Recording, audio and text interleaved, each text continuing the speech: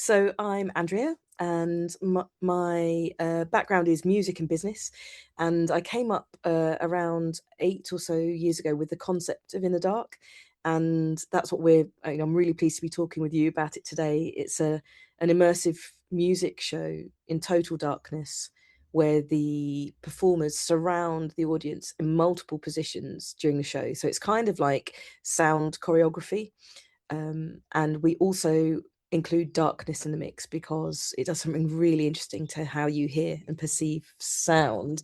So that is probably a sort of a quick overview. For the last 15 or so years in Cambridge, which is where I live, I've run it's kind of like a semi-pro choir that is made up of the general public and pro musicians.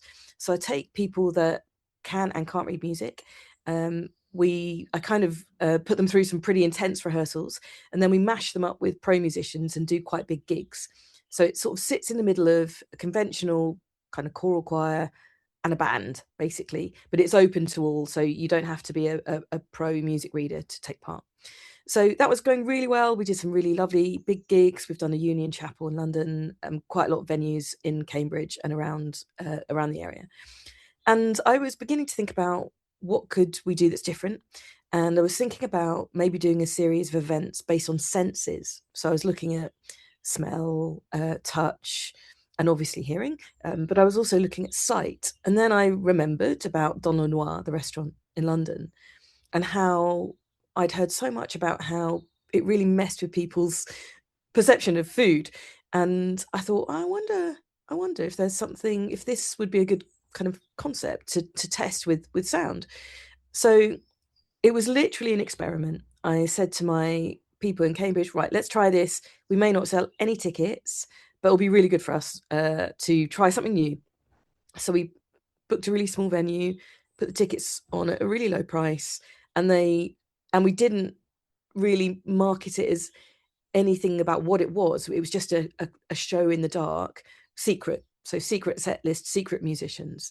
And it sold out within, I think, an hour and a half. And I was quite surprised. So went on to that winter, kept putting shows on sale, and they kept selling out within a couple of hours. And we gradually increased the size of the venues, and we gradually increased the size of the price of the tickets, and they just kept selling out regardless. And what was really interesting was that the feedback we got was insane. So from the very first gig, the feedback was things like the best musical experience of my life. One of those gigs I'll take to my grave. Somebody said it was a panacea that the world needs right now, which was quite profound, and so on and so forth, literally falling at us. It's normally really difficult to get feedback, and we literally had loads.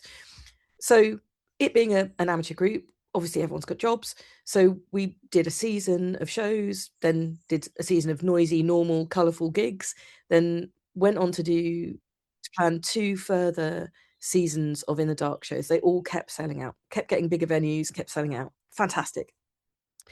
And then, of course, COVID hit. So, in fact, actually, our last show was on the 8th of March in 2020, and then half the group got COVID.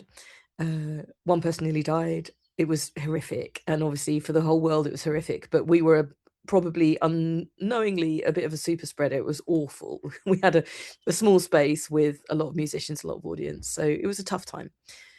But obviously there was no way that In the Dark was going to happen during COVID. I pivoted during that time to try and launch, and did launch, in fact, a live streaming to smart TV platform for music. And the aim was to reinvest profits into to help all the musicians and crew that were out of work. So that was what I went straight into while In the Dark was put to one side.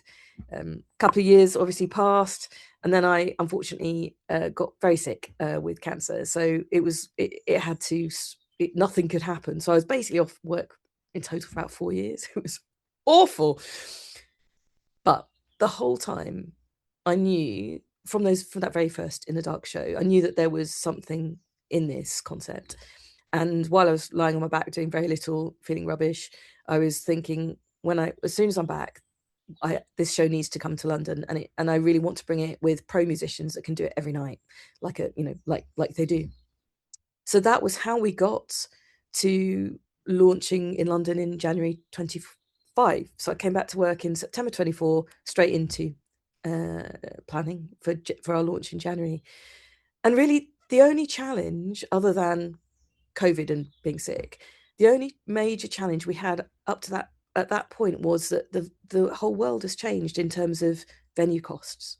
So we are typically using spaces that have got really lovely acoustics. So it might be a church, might be a historic building or an atrium or a museum.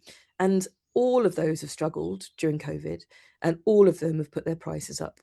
So it was oh, okay, this is a much more costly show than it was pre-COVID. And that was a big challenge. So two challenges: health, COVID, venues, and then of course for any arts project starting out, it's marketing, because London is an incredible place to do this show, but it's like the most expensive place to market, to find an audience, and as a young company that's really tough, and that continues to be our biggest challenge, how to get heard when there are some incredible experiences out there, all very different but all with far larger budgets. Firstly, just to explain the kind of the sound that we create. It is absolutely 360. You're bang on. So the audience is sitting in the middle, and there is no stage. So in a conventional gig or a conventional show, there's a stage, and the sound kind of comes at you quite conventionally, even if it's acoustic, like an orchestra or a choir. And absolutely, if it's a band, they've got, you know, a rack of speakers either side of the stage. We don't do any of that. So there are no speakers, and I'll come to why not in a second. But just talking about how the sound arrives with somebody, the audience are in the middle, and we've got 30 musicians who are in, I think it's up to about 15 different positions. So sometimes they'll be one end of the space, sometimes they'll be the other, sometimes they'll be all around the outside of the space, sometimes they'll be all amongst the audience, pretty much everywhere. Sometimes they're performing in various configurations in groups. Sometimes they're upstairs, if in the venues that have a balcony, and so on and so forth. So we're doing that properly, that proper 360 sound. We're doing it physically with human beings. And there are two reasons for that.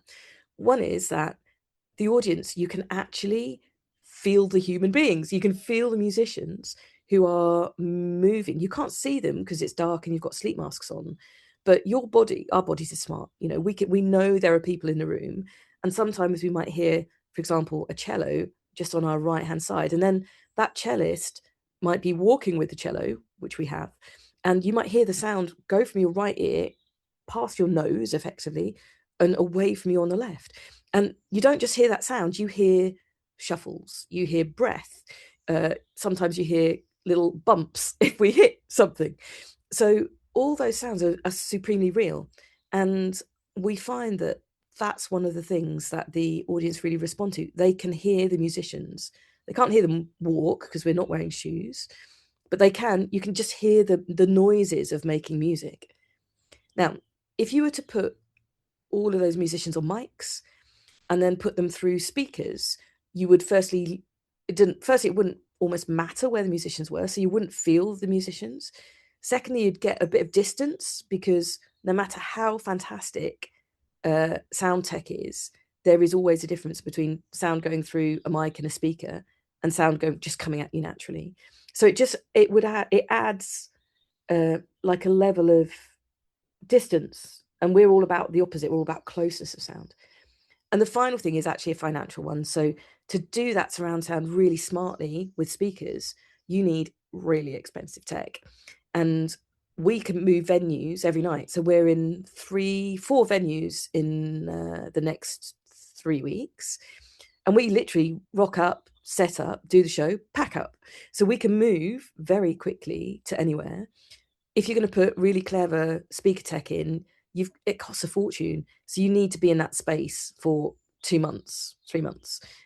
Therefore, you need to be able to sell that many tickets, and we are just not there yet. So we don't do it because it increases the distance, and the closeness of sound is what this show is all about, and how you respond. And also, we can't afford it. But in the future, I would quite like to. So the aim for the show is, right now we've got one set list. So we're hopefully following the Cirque du Soleil model. So there may be a kind of ambient show, totally ambient show. We may do one that's jazz. We may do one that's classical, because this uses instruments that are classical, but it's not classical. We may do opera. There's all sorts of directions we want to go in, like Cirque du Soleil. So that's a model. We'll have different show names. And we have been approached by one company that's interested in a residency in the States in a big venue, where we would mix very clever tech and that closeness from the live musicians. So you'd have both. That would be the dream, but we're too tiny right now to do that. The feedback we get from the audience has continued with the pro shows to be astonishingly emotional. And, we get some people who say, oh, I really enjoyed how the sound sounded. But most people are saying that was intense, emotional, cathartic, profound, angelic, all of these kind of words. We've had two people say, if I was going to die, it would be better, I wouldn't mind if this music were playing. And you read that kind of stuff and you think, it's clearly hitting people in a different way, and it's because it's real. So yes, we could use tech, and yes, we could use AI, but I'm just not interested. I am interested in the tech, but AI generated music is just not this. That's just not what this show is all about. And it is really important to give people in the creative industries real work, and we're quite lucky because I've got no doubt. We've already got AI bands on Spotify that have got great followings, and somebody somewhere is making a lot of money. We've got hologram shows like ABBA, incredible, brilliant, and I love ABBA, and they're doing a wonderful thing. And then I have no doubt that at some point we'll have robots doing gigs. Great, whatever. I'm not really interested in that at all. This show can't be done. It can't be done by tech, because it becomes another show. It has to have those live musicians, and I think that's why people respond. And there's probably, there is definitely that switching off for an hour. I think it's probably quite rare now, unless you go for a massage or maybe to a sound bath or some kind of, all the stuff that slows you down, people really need right now. Yoga, all of that kind of stuff. And we don't pitch the show as a wellness show, because I think it is much more than that. But it definitely, there is something about just switching off and letting one sense rule that gives people a bit of a break. And in today's world, just we all need that. Like, we go to gigs and shows, and when in the audience, in a way, particularly with conventional, maybe classical performances, or even basically the stuff where you're sitting down and where you're not quite sure where to applaud, you are part of it. You're watching the whole time. Who's doing what. Oh, that person's really annoying over there. That person's too tall in front of me. Oh, do I clap now? And to take that away, and basically nothing is expected of the audience. They just don't have to do it. They're not seen. Well, they are seen, but nobody's watching how they respond. They're seen by the performers, because we have got eyes open and our eyes get used to the dark. But you are unseen, and a lot of people talk about that. They say it's kind of profoundly personal. They almost feel they're there alone, and yet they know that it's a shared thing, that there are other people with them. And I think it's really freeing, and people can just respond however they want to respond, which is just really lovely. And all the introverts out there, of which I raise my hand. I am a performer, but I think a lot of performers are also introverts as well. And it is just beautiful to be able to perform with nobody watching. It's just amazing. I think it does come naturally to me to create, and it's a bit unstoppable. I have lots of ideas, and not all of them are good at all. And this was one of them, and then I instantly knew that it was good. For my background, so I studied music at college, and unfortunately where I studied it was kind of killed off the joy. So I left music behind and worked in business for 15 or so years before I started that choir in Cambridge. And so, and I've worked, as part of that, I've always worked with entrepreneurs. Cambridge has got a really strong entrepreneurial community, and I help them pitch for funding. So and not just Cambridge, but lots of different places in the UK and beyond. And so I think it does come naturally. The creating and the big vision and the aiming for it and the doing everything you can to get there, that's all. I love all of it, and it's very natural. I think the side where I have to put myself at the center of being seen, I struggle with a bit. So, for example, our PR agency keep telling me to do some videos of myself on our social channels, and it's just like my idea of hell. I love talking. I can talk till the cows come home, but being seen as the kind of, oh, here I am, is I struggle with a lot. But luckily I getting better at managing that, I think. And this show deserves to be seen. So I do what I'm told when I'm told to sort of get out there and be seen. So yeah, I mean, it's my brother is also has been an entrepreneur and run a couple of really, really cool businesses, and there must be something in our genes, I think. It's just such fun creating, and also I think I'm not very good at being put in a box. So I'm not I've worked for myself for so long now. I think I'm unemployable. I just love creating and the freedom. But of course that brings an enormous amount of stress. But the upside definitely wins for me. So in terms of the scaling, we really do want to be the Cirque du Soleil of sound, and somebody has described a ticket holder described us as that, which I'd always had in my head, and I was delighted when somebody actually said it because then I could say it and quote it. They as a role model, I think that what they've done is just wonderful. They're so creative, and in circusry, they are just the leading light, and they're everywhere. It really simply, that's what we want with In the Dark.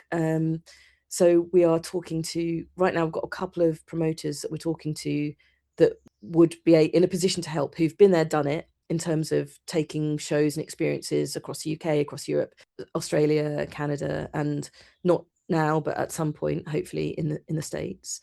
And they've learnt the lessons, they've learnt what works, learnt what hasn't worked, and that's incredibly valuable to us. So we're really looking forward to kind of firming up with whoever is going to work best with us, to make that work. So I get out of the way, and the people that know what to do go ahead and do it. And excitingly, that will be certainly in Australia and Canada, States, recruiting musicians in those countries and recruiting kind of musical directors in those countries, so that we keep things as ethical and local and sustainable as we possibly can. In Europe, I think we would take our London group across and tour. And in terms of how the show might change, I think there's so many directions we can go in. So genres of music I've mentioned, vibes of music is another one. We could do one. This has been in the back of my mind for a long time. We could do a very late night one about kind of loss, but we might need a whole bunch of therapists there, and because it might just be too much. I don't know, because it's already intense, and it's not about loss, and it's already a lot of people get very emotional, so that might not be a good idea. But we could look at joy, or we could look at, I don't know, peace. Well, we all need that right now. In terms of instrumentation, the sky's the limit. I think particularly if we're in other countries, there are a whole range of instrumentalists and their instruments that we want to get involved. That I can't wait. I particularly want to get slightly different percussion sounds, because there's so many distinct percussion sounds from different countries that it would be wonderful to get involved. And then, yeah, I think that's probably, and then of course, as we were talking about, if it does work out, a residency in the States somewhere, then involving technology to a level will be something, because that means we could go to bigger spaces, which makes everything a little bit more cost effective. And we're so lucky because we have two very, very supportive audio sound designer partners. One's a gentleman called Bobby Aitken, who's a bit of a god in sound design. He did some of the Olympics. He does lots of the West End shows, big things. He's literally a legend. So he has been advising us and will continue to. And then also a company called Autograph Sound, which do lots of the West End shows, and again, lots of massive, big experiences. So when we get to the point of being able to do the tech sort of supporting the live close sound, there are go-to people. So we're ready. We're looking for funding and backing and promoters, literally, as we're chatting now. what we've got is working, so we just need to get to that stable financial place of being able to expand different ideas. I think it's going to be really interesting to see how they work, though, because taste, for example, is such a, and smell, they're such strong, people have such strong reactions for and against. So, for example, with the show, we make sure that we don't wear strong perfume or aftershave as performers, because some people might react to that.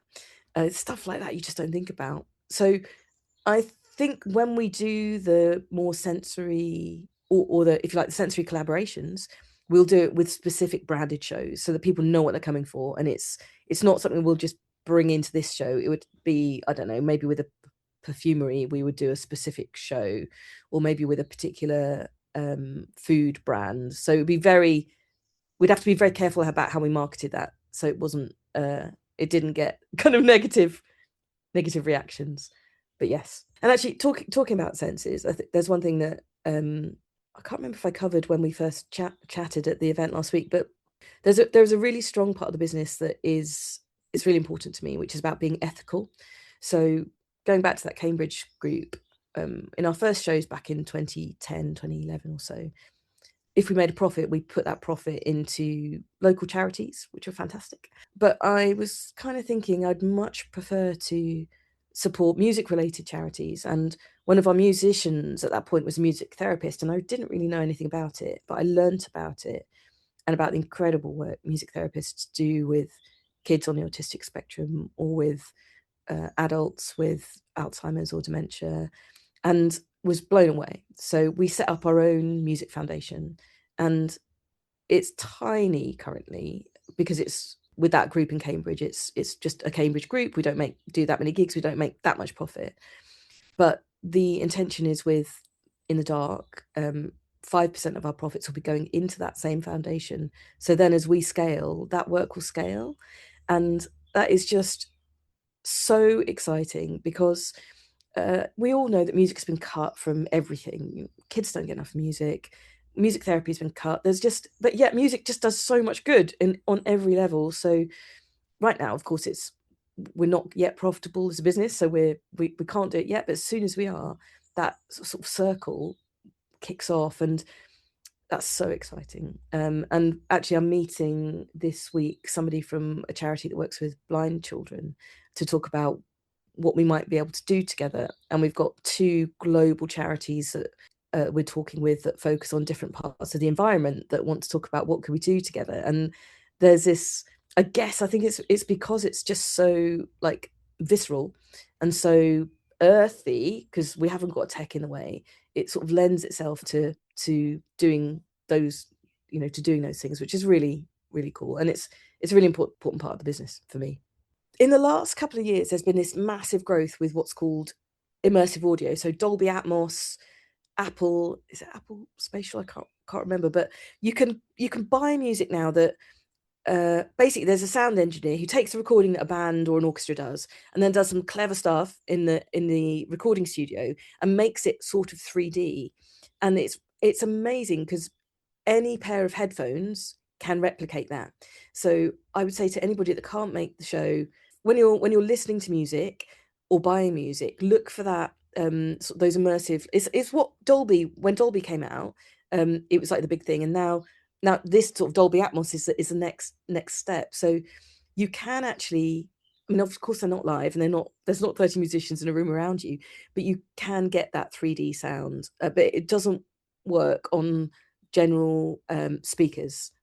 It will soon, because there are some of them, almost all the music brands are now bringing out sound bars that can replicate that 3D sound in your home, but there's quite a lot of money. So right now, any pair of headphones, that will work. And with a bit of luck and a good wind, we hope to be recording the show live in that 3D sound, which hasn't really been done yet.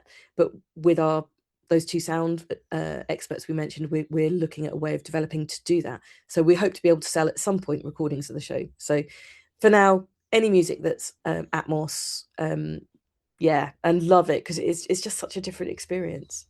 I listen to a lot when nobody's watching. There's a song called Drift, and I can never remember the artist's name. It might be Kim Jansen. It's very, very beautiful, and it always stills me. Yeah, I think that is the one. I'm just gonna have to check what that song title is so that I haven't done that artist a disservice. Yes, it's Kim Jansen. I did remember that right. Woo!